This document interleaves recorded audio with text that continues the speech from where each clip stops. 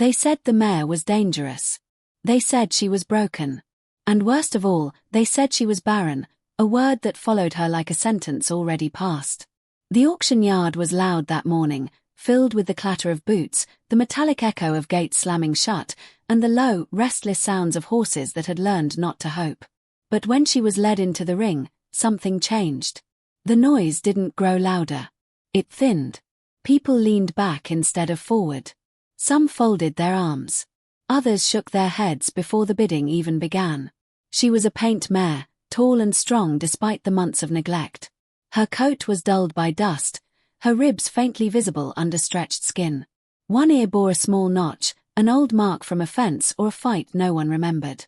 Her eyes, dark and alert, tracked every movement in the crowd, not with fear exactly, but with something harder. Calculation. Guardedness. A horse that had learned the cost of trust. "She's the barren one," someone muttered near the rail. "Mean, too," another added. "Won't let anyone close." The handler tugged the lead rope.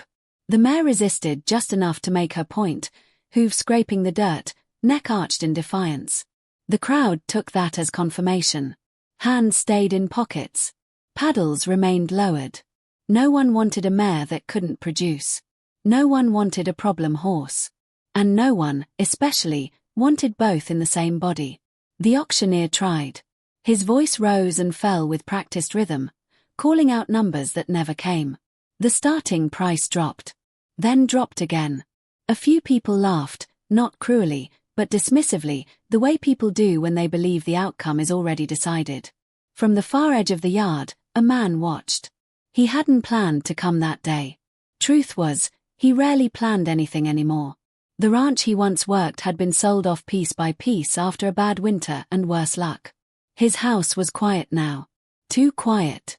And the only reason he'd driven out to the auction was because sitting alone with memories felt heavier than sitting among strangers. His name was Eli Mercer, though almost no one there knew it. He stood with his hands hooked into the belt loops of worn jeans, his hat pulled low, shadowing a face lined by sun and years. He didn't look like a man searching for anything. He looked like a man who had already lost what mattered. But when the mare stepped into the ring, Eli felt something tighten in his chest. It wasn't sympathy. Not at first. It was recognition. He saw the way her muscles stayed coiled, ready. The way she kept herself between the handler and the open gate. The way her ears flicked back and forth, measuring threat and escape. This wasn't a mean horse. This was a horse that had been pushed, prodded, and disappointed too many times to believe the world would suddenly be kind. The auctioneer sighed. "Last call," he said. "Any interest at all?" Silence. The handler glanced toward the gate, already preparing to lead her out, another unsold animal to be loaded up and sent somewhere uncertain. Maybe a long trailer ride. Maybe a buyer who wouldn't bother being gentle. Maybe worse. Eli surprised himself when he stepped forward. He didn't raise his hand at first. He just moved closer to the rail. The mare noticed immediately. Her head lifted, nostrils flaring, eyes locking onto him. For a moment, the entire ring seemed to narrow to the space between them. Eli raised his paddle. A few heads turned. Someone scoffed. "You serious?" A man whispered nearby. The auctioneer blinked, then recovered. "We have a bid." It wasn't much. Barely more than the price of hay. No one countered. No dramatic bidding war followed. Just one man, one quiet decision, and the sharp crack of the gavel sealing a fate no one else wanted. Sold. As the handler led the mare away, she balked again, planting her feet. Eli met her eyes, not challenging, not pleading. Just present. Something passed between them then. Something small but undeniable. Her resistance eased. She followed. No one clapped. No one congratulated him. A few people shook their heads like they'd just witnessed a mistake unfolding in real time. "Barren mare," someone said as Eli signed the paperwork. "Waste of money." Eli didn't argue. He didn't explain that he wasn't buying her for breeding. Or work. Or resale. He didn't explain that his barn still smelled faintly of milk replacer and fresh straw because, weeks earlier, 2 orphaned foals had been dropped at his gate after their dam died in a storm. 2 foals. Too young to be alone. Too old to forget they needed a mother. He hadn't told anyone about them. Not yet. As Eli loaded the mare into the trailer, she trembled, not violently, but enough to feel. He paused, resting a hand against the wood panel, letting her hear his breathing through the narrow space. "It's all right," he said quietly. Not a command. Not a promise. Just words. The mare didn't relax. But she didn't fight either. As the trailer door closed, dust settled over the auction yard. Another horse gone. Another story, seemingly finished. But this one was only beginning. Because the mare they called Barren was about to meet two foals who didn't know she wasn't supposed to be their mother. And a lonely cowboy who didn't know how much he needed them all. The trailer rattled like an old confession as Eli Mercer drove down the long dirt road toward his place. The sun was already dipping low, throwing amber light across fields that hadn't been green in years. Every bump sent a tremor through the walls behind him, and with each one, the mare shifted. Eli could feel it through the hitch, through the steering wheel, through his bones. He didn't talk to her during the drive. Not because he didn't want to, but because he'd learned something long ago about animals that had been handled too much and listened to too little. Silence, when it wasn't empty, could be a gift. The ranch appeared slowly, like a memory refusing to fade. A weathered farmhouse. A barn with doors that sagged just enough to groan when opened. And beyond it, a small paddock where two foals moved like questions that hadn't yet learned their answers. Eli parked and shut off the engine. The quiet rushed in, thick and heavy.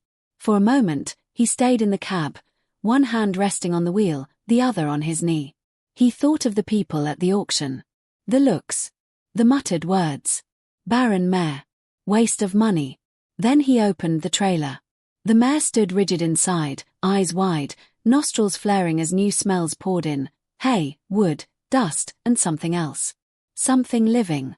Something young. The foals had heard the truck. They were already at the fence, legs too long for their bodies, ears pricked forward.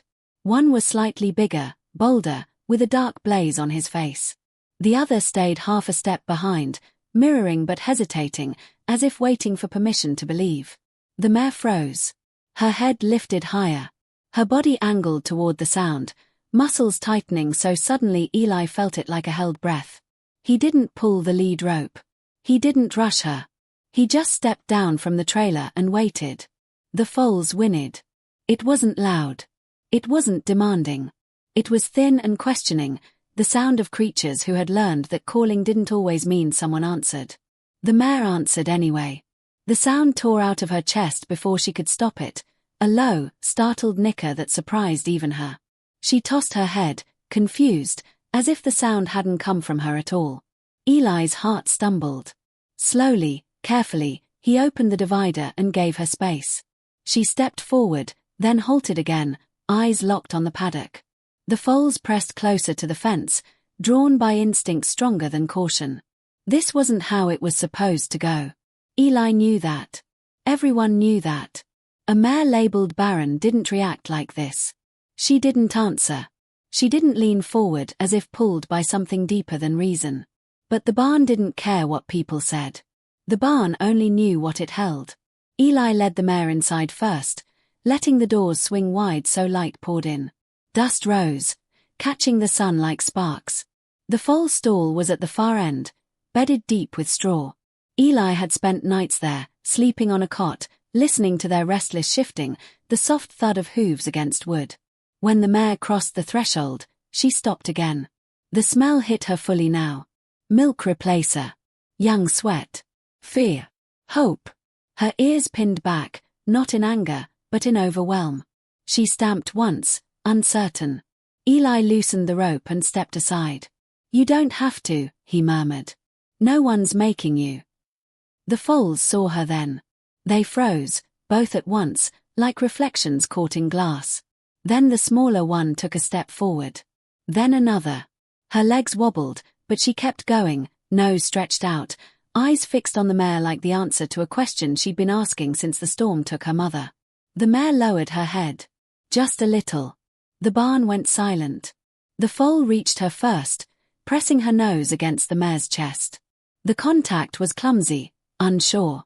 The foal breathed in sharply, then leaned closer, as if recognizing something she didn't have words for. The mare flinched. Her muscles bunched. Her head lifted. For one terrifying second, Eli thought she might strike or step away. He tensed, ready to intervene, knowing how quickly things could go wrong. Then the mare exhaled. It came out long and slow, a sound that carried years of holding back. Her neck arched, not in defense, but in surrender. She nudged the foal gently, so gently Eli almost missed it. The second foal didn't wait anymore. He stepped forward, bold now, pressing in beside the first. His nose brushed the mare's shoulder, then her neck, then higher, searching. The mare stood still. Her eyes softened. Her breathing slowed. Eli felt his throat tighten. He turned away for a moment, pretending to check a latch, because men like him didn't cry in barns. They just swallowed hard and kept working. Minutes passed. Or seconds. Time folded in on itself. Then the foal did what foals do. She searched lower. Too low. The mare startled, stepping sideways, ears flicking back in alarm. The foal stumbled, nearly falling. Eli stepped forward instinctively, heart pounding. But instead of bolting, the mare stopped herself. She looked down. The foal tried again. This time, the mare didn't move away. Her body trembled, not with fear, but with something waking up. Something remembered. Something no vet report, auction label could erase. When the foal latched on, the barn seemed to breathe again. Eli sank onto a bale of hay, stunned. He didn't cheer. He didn't speak. He just watched as the impossible unfolded in front of him. A mare they said was Barren stood quietly as two orphaned foals found what they'd been missing.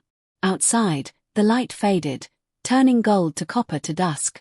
Inside, something ancient and fragile stitched itself back together. But miracles, Eli knew, never came without a cost. Because this was only the beginning, and not everyone would believe what he'd seen. Some would challenge it. Some would try to take it away. And the mare, for all her gentleness now, still carried a past that hadn't finished with her yet. The first night was the hardest. Eli didn't leave the barn. He couldn't. Every instinct he had told him that something this fragile needed guarding, not from wolves or weather, but from doubt. From interference. From the world that had already decided how this story was supposed to end. He sat on the old cot with a blanket pulled tight around his shoulders, listening. The foals drank in uneven bursts, little tails flicking, hooves scraping straw. The mare stood over them like a statue carved from patience, shifting her weight only when they bumped too hard.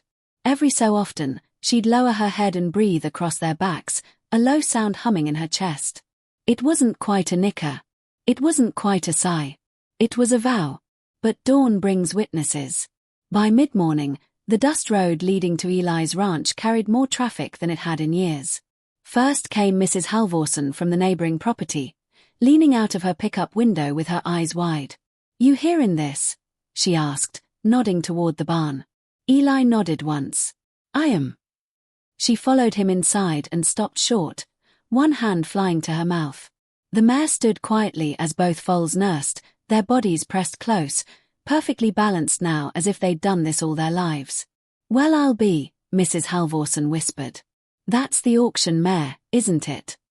"That's her." "They said she couldn't." "I know what they said." Word spreads faster than fire in dry grass. By noon, 2 more neighbors had come by. By afternoon, a man from the auction yard showed up under the pretense of checking paperwork. He leaned against the stall door too long, eyes sharp, calculating. "Funny thing," he said. "That mare was cleared. Vet report said no chance of lactation." Eli met his gaze evenly. "Reports can be wrong." The man smiled thinly. "Sometimes." That night, Eli found himself pacing. Not because the mare faltered. Not because the foals weakened.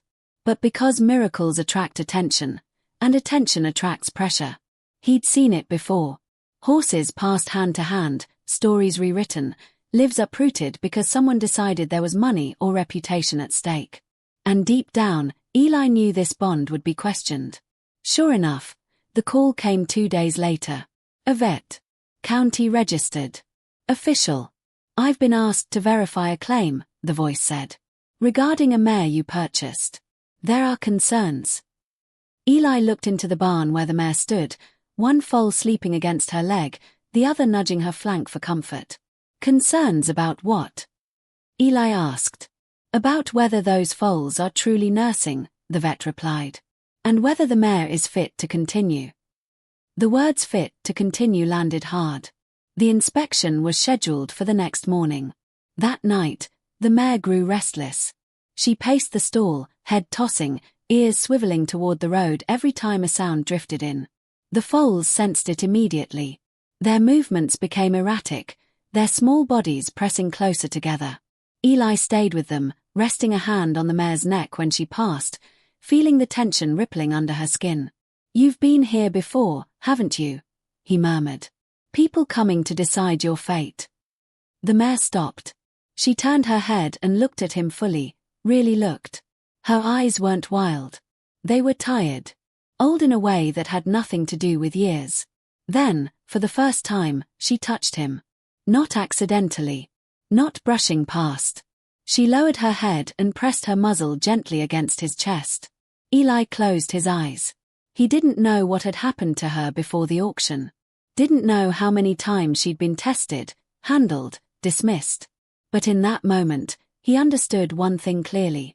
She wasn't just protecting the foals. She was asking him to protect her. Morning arrived sharp and cold. The vet truck pulled in just after sunrise.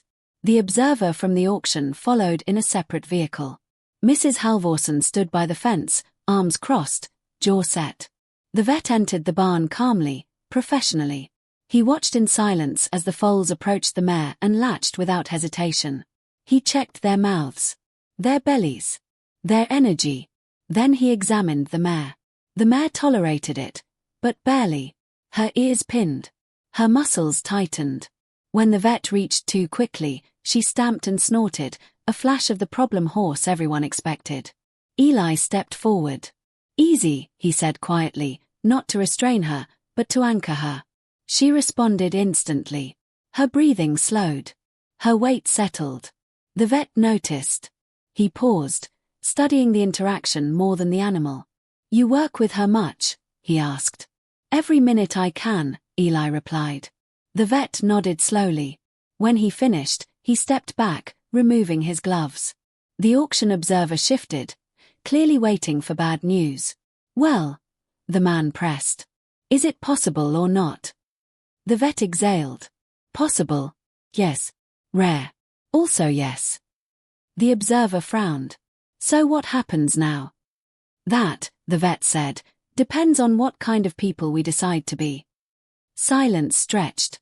Outside, the foals stumbled into a short gallop, legs flailing, joy erupting from them like sunlight. The mare watched them, eyes soft, head high. For the first time since the auction, Eli felt something dangerous stir inside him. Hope. But hope, he knew, always came with one final test. And it was coming. Hope never announces when it's about to be tested. It waits until you're just comfortable enough to believe. 3 days after the inspection, the sky changed. Eli noticed it first in the way the birds went quiet, in how the wind held its breath. The mare felt it too. She paced the paddock fence, ears flicking toward the horizon, tail snapping hard enough to cut the air. The foals stayed close, their playful bursts shortened, as if even they sensed the tension building above them. By evening, the clouds rolled in low and fast, bruised purple and grey. Thunder muttered in the distance, not loud yet, but close enough to be counted. Storms were nothing new out here.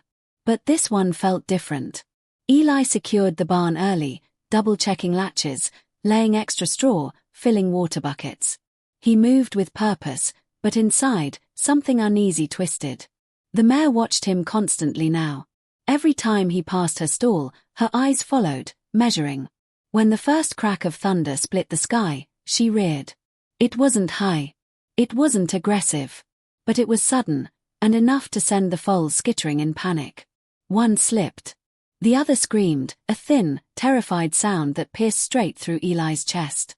Easy. Easy, he called, rushing forward. The mare spun, hooves striking wood, eyes wide and wild. The barn filled with the smell of fear and ozone.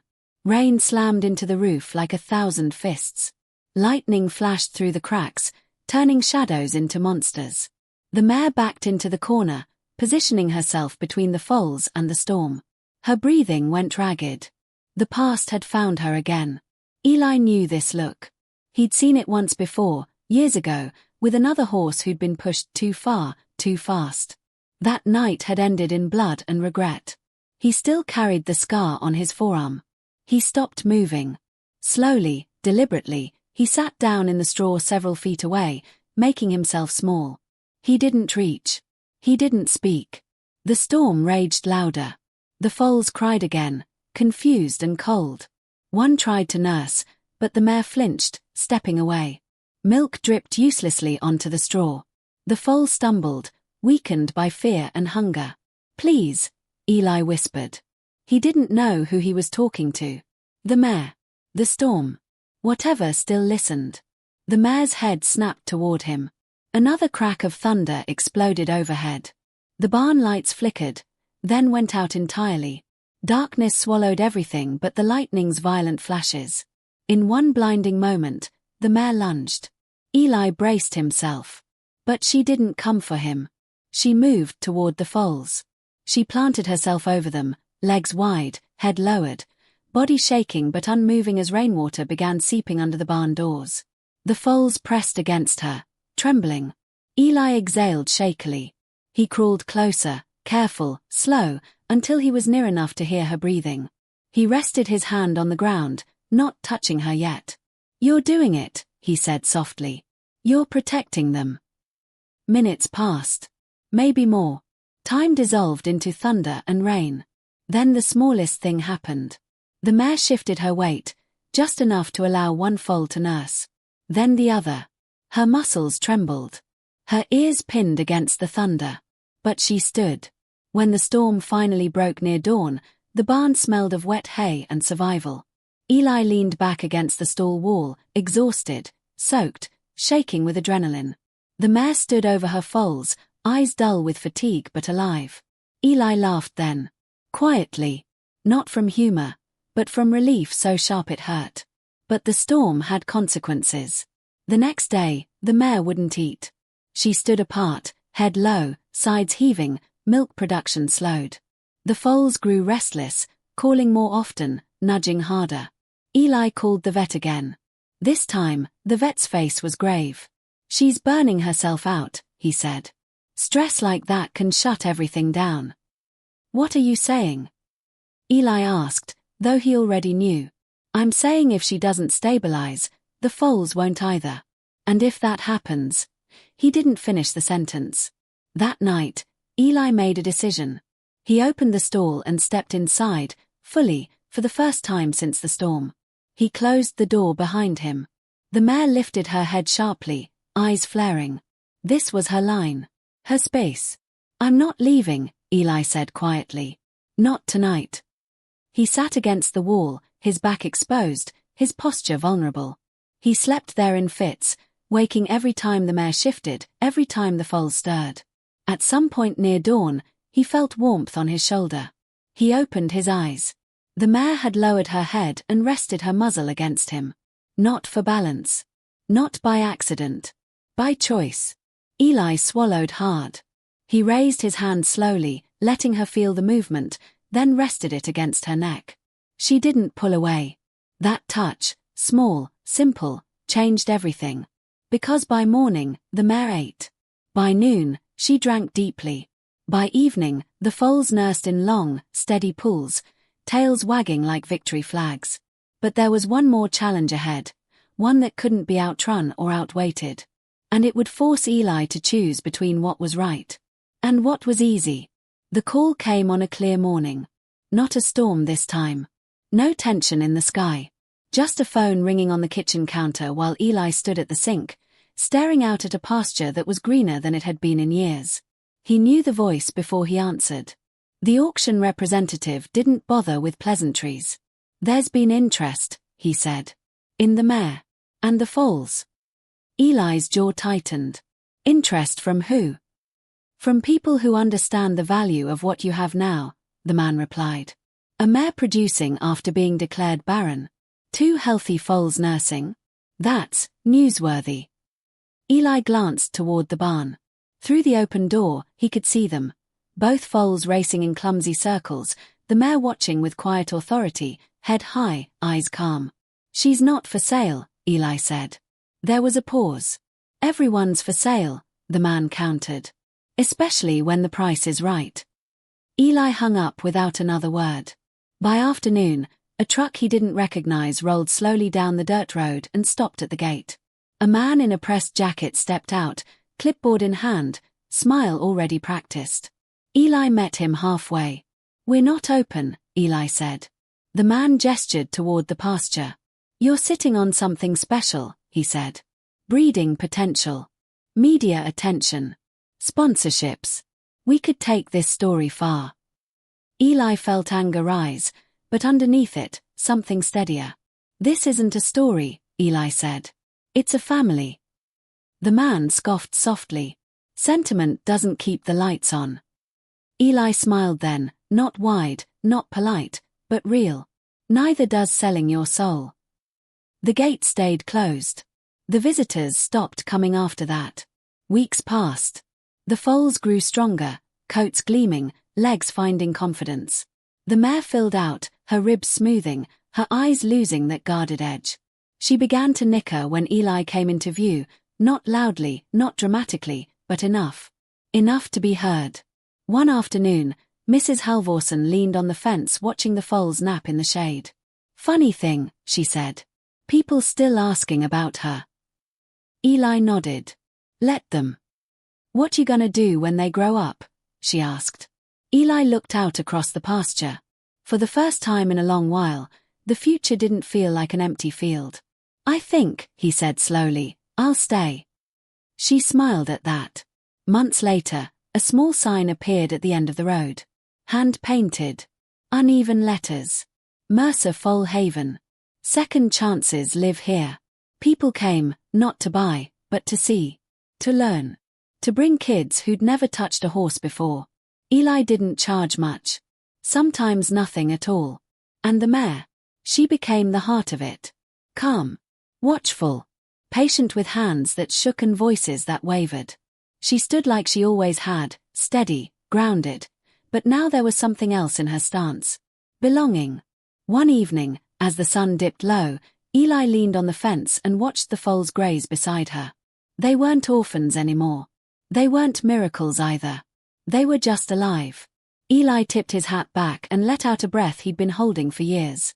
They said no one wanted you, he murmured to the mare. She lifted her head and looked at him. He smiled. Turns out, that was never true. If this story moved you, even just a little, share it with someone who believes in second chances. And if you want more stories like this, like and subscribe. There are still miracles out there, waiting for someone to stand with them.